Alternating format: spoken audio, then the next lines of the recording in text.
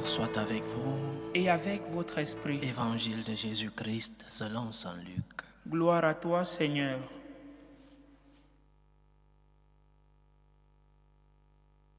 Jésus était dans une ville quand survint un homme couvert de lèpre. Voyant Jésus, il tomba face contre terre et le supplia. « Seigneur, si tu le veux, tu peux me purifier. » Jésus étendit la main et le toucha en disant « Je le veux, sois purifié. » À l'instant même, la lèpre le quitta.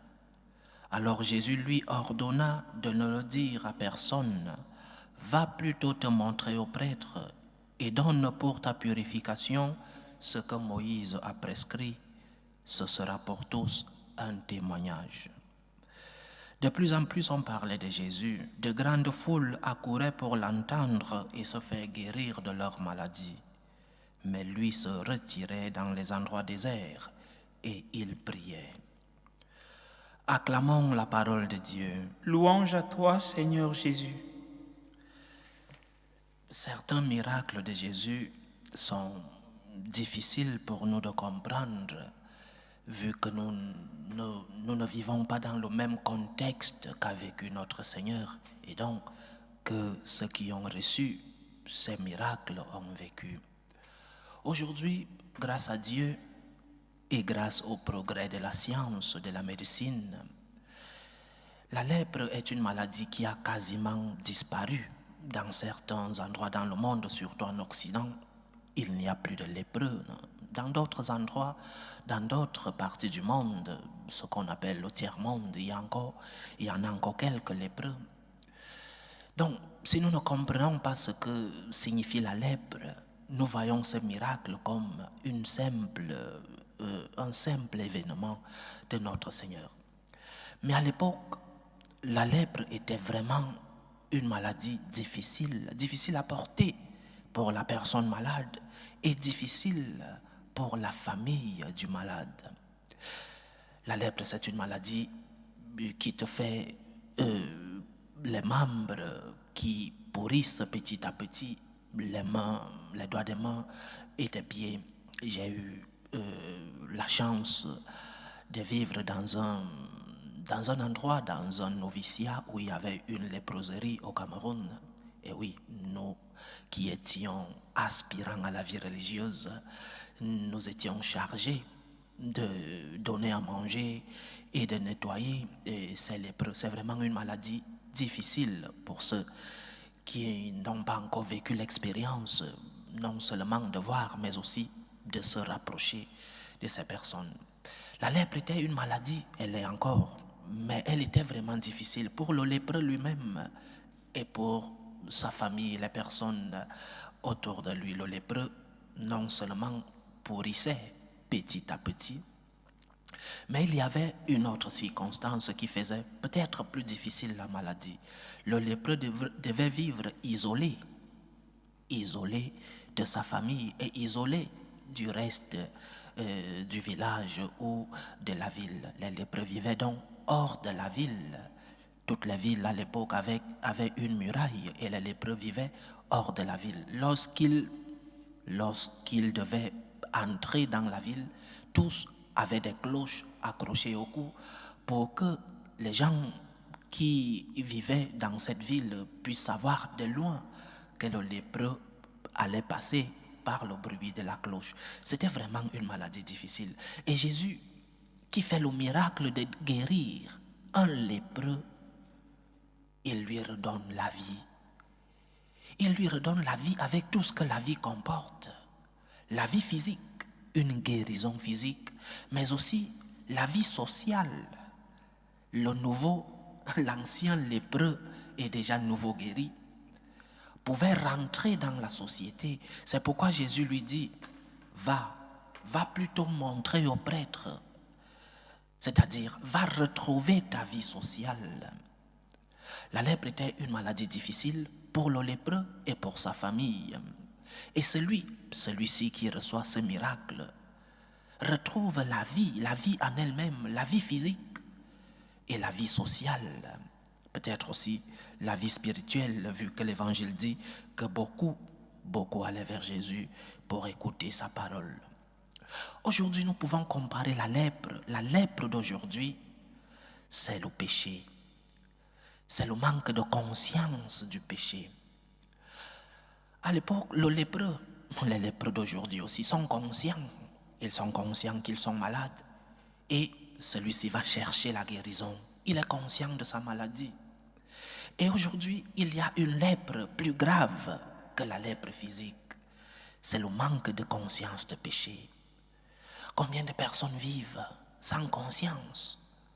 Combien de personnes vivent sans savoir distinguer le bien du mal? Combien de personnes vivent en étant dans le péché et soit parce qu'ils n'ont pas reçu une éducation à la maison, au collège, à la paroisse, soit parce qu'eux-mêmes se sont éloignés de la lumière, de l'étoile. Si nous rentrons, vu que nous sommes à la semaine après l'Épiphanie, si nous rentrons dans la narration de l'Épiphanie, ils n'ont pas vu l'étoile. L'étoile qui a conduit les mages jusqu'à notre Seigneur. Ou alors ils ont refusé de voir l'étoile. Le manque de conscience. Et ce n'est pas parce que tu n'es pas conscient de ton péché que tu n'es pas malade. Tu continues d'être malade. Un malade qui s'ignore, bien sûr. Ce que le Seigneur veut nous soigner aujourd'hui, c'est notre conscience. Es-tu conscient de ton péché? Sais-tu distinguer le bien du mal? Ou alors tu es un lépreux spirituel, tu es un lépreux qui n'arrive pas à être conscient de ses péchés et donc ne peut pas demander de l'aide. Forme ta conscience. Ta conscience est la lumière qui doit t'amener vers le Christ. Ta conscience est la lumière qui va te guérir de cette cécité, de cette lèpre spirituelle. Lorsque tu es guéri spirituellement, la vie sociale, la vie familiale et même ta vie physique ont un sens parce que le Seigneur t'a guéri de ta lèpre spirituelle. Forme ta conscience. Distingue le bien du mal. Et lorsque tu es tombé parce que tu es faible, lève-toi. Demande pardon à Dieu.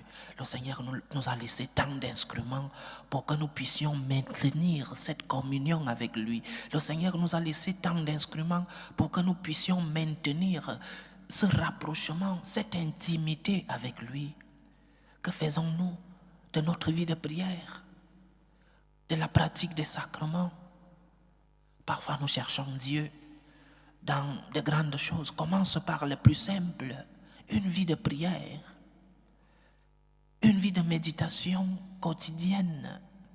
Combien de temps donnes-tu à ton Seigneur chaque jour? Ou alors tu te lèves et tu crois que c'est normal que tu sois debout.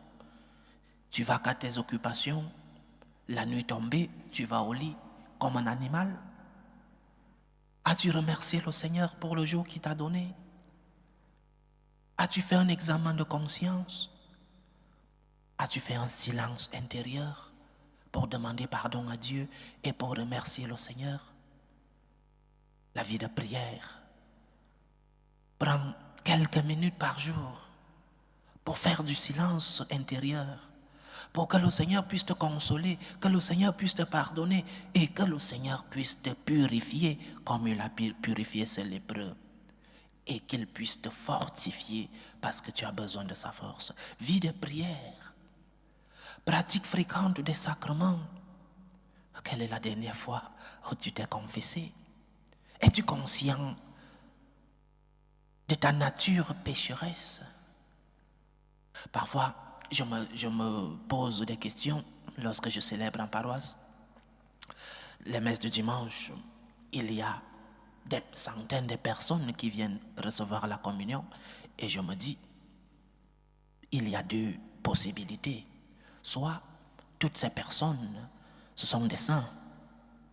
Personne ne pêche parce que les péchés véniels, le sacrement de l'Eucharistie nous les pardonne. Soit ces personnes, personne ne pêche. Donc, nous vivons dans un monde de saints. Soit alors nous allons recevoir le Seigneur en étant en état de péché, c'est-à-dire pas en état de grâce. Le Seigneur t'a laissé des instruments pour que tu puisses te purifier de ta lèpre spirituelle. Le Seigneur t'a laissé des instruments pour que tu puisses être en état de grâce, la vie de prière, la pratique des sacrements, et après la charité, le bien que tu fais, l'aumône que tu donnes. C'est en cela que tu seras vraiment purifié de ta lèpre. Mais tu dois d'abord former ta conscience. Parce que si tu n'es pas conscient que tu es un pécheur, si tu n'es pas conscient du mal que tu fais et du bien que tu ne fais pas, comment vas-tu demander pardon? Nous sommes tous des saints lorsque nous n'avons pas cette conscience de nos péchés, de nos chutes. Le Seigneur veut purifier ta lèpre. Le Seigneur veut te donner une nouvelle vie. Nous allons célébrer le baptême du Seigneur dimanche. Une nouvelle vie, une renaissance. Le Seigneur veut te purifier. Es-tu conscient de ta maladie? Es-tu conscient de ton état d'impureté? Es-tu conscient que tu as besoin d'être pardonné par le Seigneur pour retrouver cette grâce et cette communion, pour retrouver cette intimité avec ton Dieu? Forme ta conscience. Demande au Seigneur, Seigneur, aide-moi à former ma conscience, donne-moi cette lumière, envoie-moi l'étoile qui va me conduire vers toi. Et cette étoile qui va me conduire vers toi, qu'elle soit la lumière de ma conscience, pour que je puisse reconnaître le mal que j'ai fait, pour que je puisse reconnaître le bien que je n'ai pas fait, Seigneur. Donne-moi ta grâce pour que ma conscience soit illuminée, éclairée. Donne-moi ta grâce pour que je puisse me purifier de cette lèpre qui m'éloigne de toi, parce que le péché nous éloigne de Dieu, comme les lépreux étaient éloignés des villes. Les lépreux vivaient hors de la ville, et nous, lorsque nous sommes en état de péché, nous vivons loin de notre Dieu. Que le Seigneur purifie notre lèpre, mais qu'il nous aide surtout à former nos consciences, que ces consciences soient éclairées par la lumière de son étoile, par la lumière, lui qui est la lumière, qu'il nous aide à cheminer dans sa lumière et à éclairer nos consciences. Loué soit Jésus-Christ. À jamais.